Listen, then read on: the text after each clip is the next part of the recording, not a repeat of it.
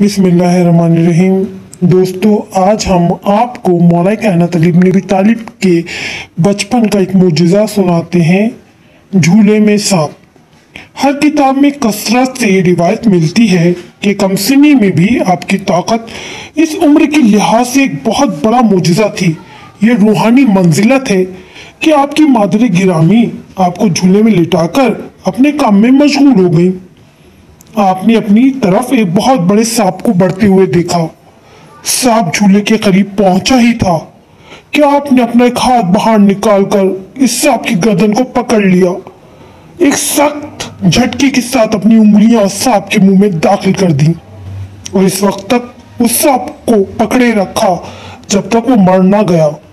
इतने में आपकी वालदा माजिदा तशरीफ ले आई।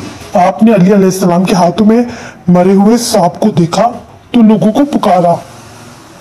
आवाज सुनकर लोग जमा हो गए। आप फरमाने लगे, मेरा बेटा तो हैदर है जिसने सांप को दो टुकड़े कर दिया।